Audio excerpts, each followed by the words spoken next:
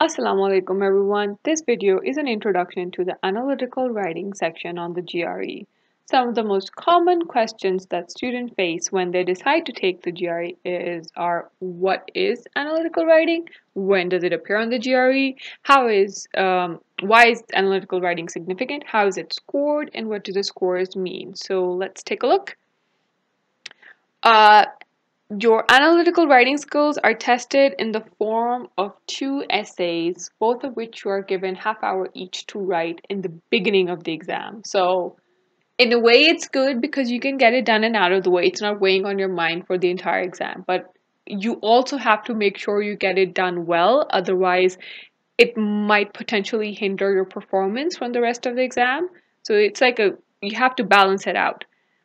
Why is it significant? They are measuring your critical thinking and analytical writing. What do they mean by that? Critical thinking is your ability to break down or build up an argument, whatever argument that you're given. And analytical writing is basically your ability to take your thoughts and opinions and use the right vocabulary and in proper sentence structure to formulate it in a well enough argument that whoever is reading it gets convinced.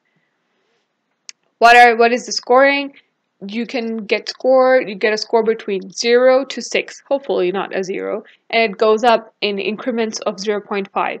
So potentially your score can be between 0.5 to 5.5.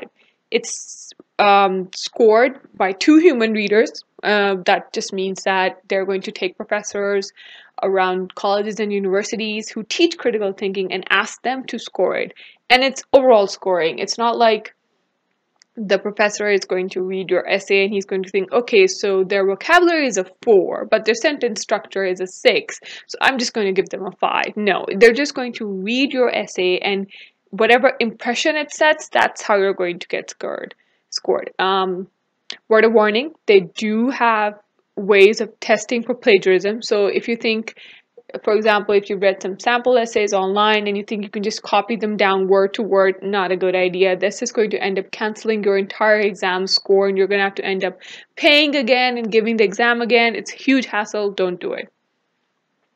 What are the scores? So this is sort of like a summarized version of the guidelines they have on the ETS website, which I would highly recommend that you go and read. They also have sample essays which show you, like, for a score 3, they will give you an example of what a score 3 essay looks like. So it's a very good idea to take some time out and go through that so you can figure out how you're going to be graded.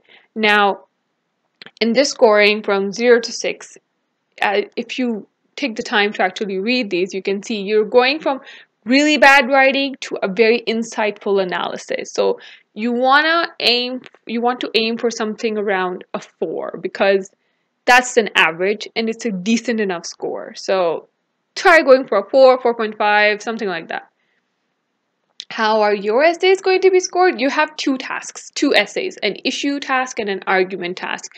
And your scores for the individual ones are going to be combined. So say you get a 3 on the issue, 4 on the argument, you're going to get an overall 3.5. Hopefully, you'll do better than that. Thank you for listening.